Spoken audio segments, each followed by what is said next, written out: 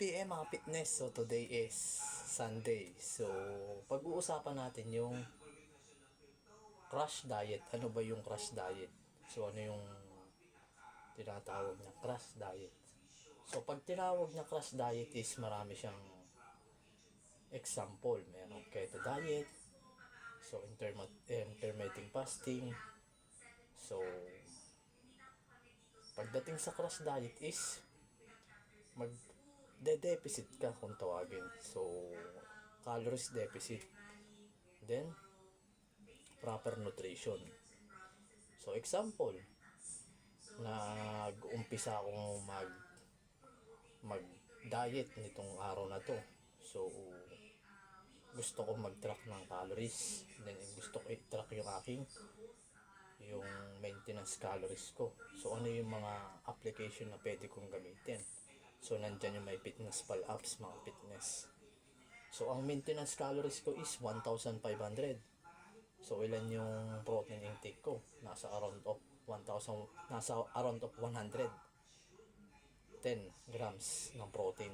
So, hahatiin ko yun. So, ganun din sa carbs, mga fitness. Then sa fats, kung ilan yung body fats ko. Yun. So, tapos yung meal plan ko kung ilang meal prep yung aking kakainin. So, 1,500 maintenance yun, calories. So, 110 grams ng protein yung kailangan ma-hit ko sa isang araw. So, paano ko makukuha yung 110 grams ng protein? So, paano ko siya ma-hit? So, hahatiin mo lang yun. So, di-divide mo sa 2. Then, sa makukuha mo kasi yung weight mo is based dun sa timbang mo. So, yung computation ng macros. Example, so 50 kg ako. So, tatimes ko sa 2.2. So, magiging 110 grams yung protein intake ko. So, ganun din sa carbs. So, paano ko mai-hit yung 110 grams ng protein? So, hahatiin mo lang yung 110 doon sa kalahati. Doon sa body fats, yun na yung mismong pinaka body fats mo. Hanggang ma-hit mo yung total calories mo ng maintenance. So, yun ang tinatawag na calories deficit. So, dalawang klase kasi ang calories deficit. So, merong isang surplus, then deficit. So, sa deficit is, which is, magmaminus ka ng 200 to 300 calories, mga fitness. So, ito yung halimbawa, ito yung maintenance calories mo. So, magmaminus ka ng 300 to 200 calories. Yan. So, hanggang ma-hit mo yung iyong calories maintenance. So, sa surplus naman, so 500 then to 300. So, magkaiba yung dalawa, mga fitness. Surplus then deficit. So, magkaiba siya.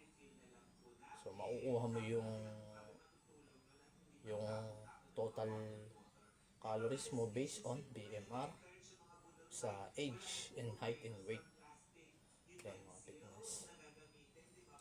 So, yun yung aking binaluwalig ngayon and explain kung ano yung crash diet. Parang kagaya ko, halimbawa may crush ako na gusto ko yung isang babae, crush ko siya, pero ayaw niya sa akin, pero ganito yung katawan ko. Pero kailangan ma-change ko yung aking lifestyle, yung aking pangangatawan. So, hanggang magustuhan niya ako. So, yun lang aking in-explain ngayon, mga fitness. So, stay fit and healthy. Yan. So,